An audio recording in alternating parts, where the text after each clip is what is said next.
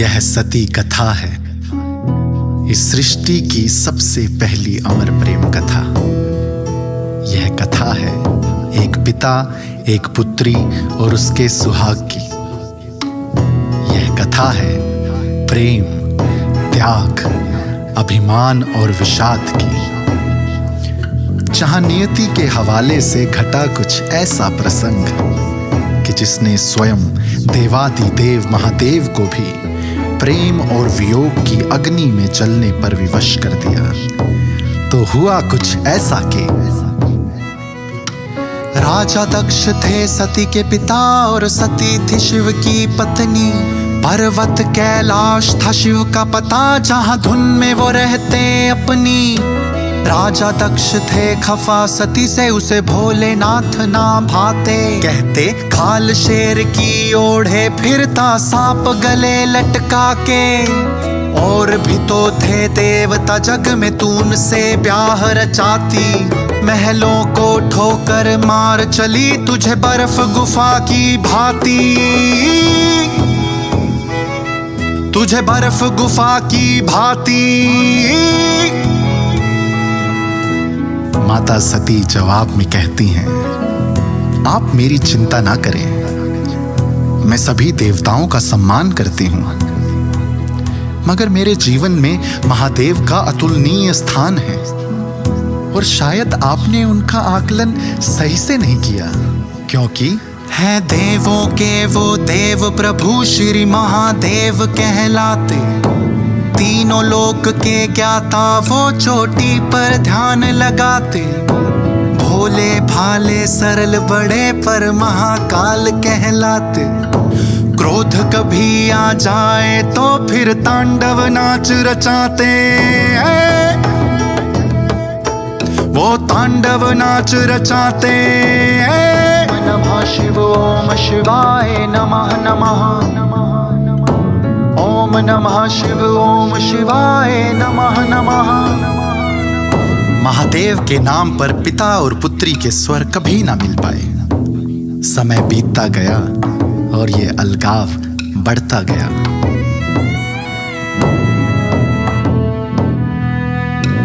एक बार की बात, दक्ष ने महायज्ञ बिठवाया। सभी देव आमंत्रित थे, शिव सती को ना बुलवाया। बात सती तक जब ये पहुंची, क्रोध उसे बड़ा आया।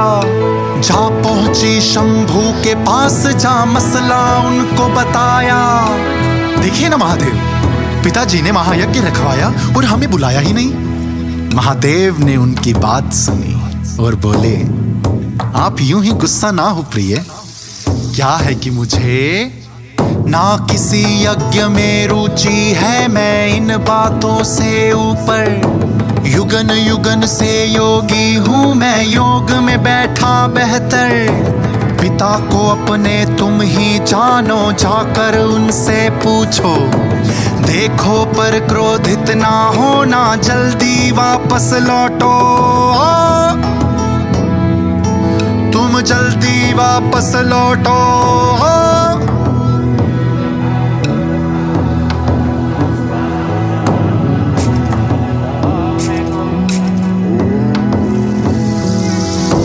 महायज्ञ में विघ्न डल गया, सती वहां जब पहुंची।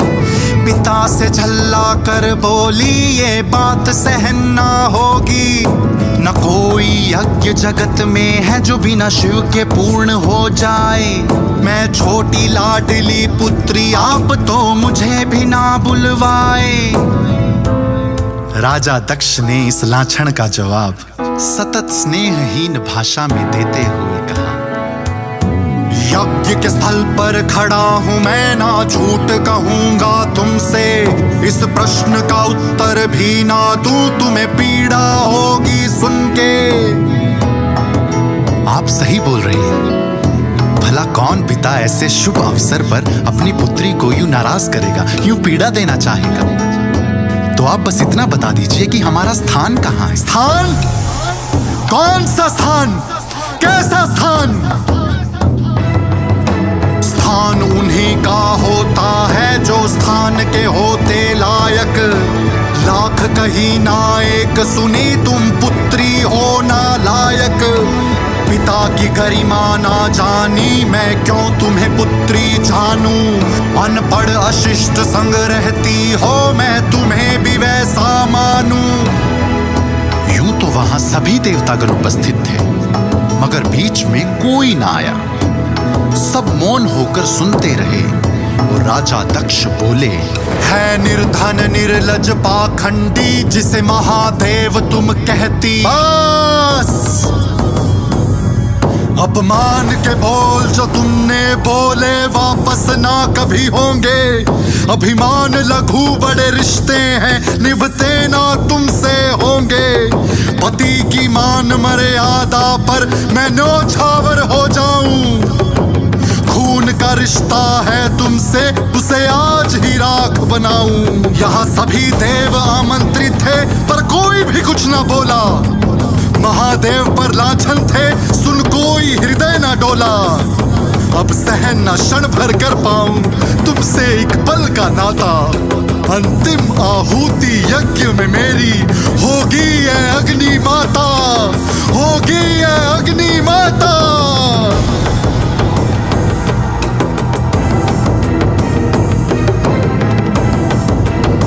ये कहकर सती हवन कुंड में बैठ पावन अग्नि में अपना देह त्याग कर देती हैं। और जब ये बात महादेव को जाकर पता चलती है तो पर्वत और नदियां कांप उठी, योग महादेव का टूटा।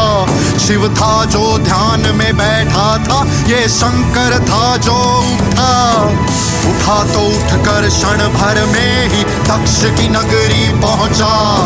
आंखें लाल जटाएं फैली, त्रिशूल हवा में ऊंचा। लाशों का अंबार लगा, हुई राख दक्ष की सेना। अंत में दक्ष का धड़ काटा हुआ, चुकता बदला लेना।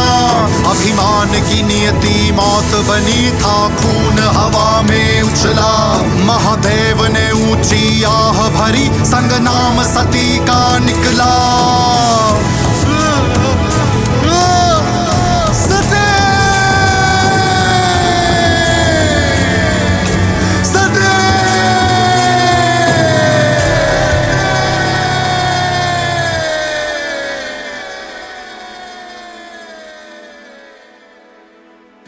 भला किसने सोचा था कि शिव और सती की प्रेम कथा में कुछ ऐसा भी होगा। मगर ये अंत ना था, क्योंकि देह मरता है, आत्मा नहीं। और फिर माता सती ने दोबारा जन्म लिया, पार्वती माता के रूप में, और महादेव की अर्धांगिनी बन इस प्रेम कथा को हमेशा हमेशा के लिए अमर कर दिया।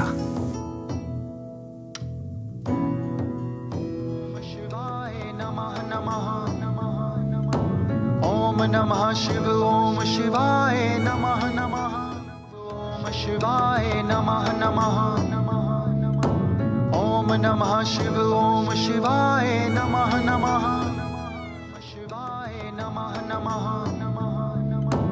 ओम नमः शिव ओम शिवाय नमः।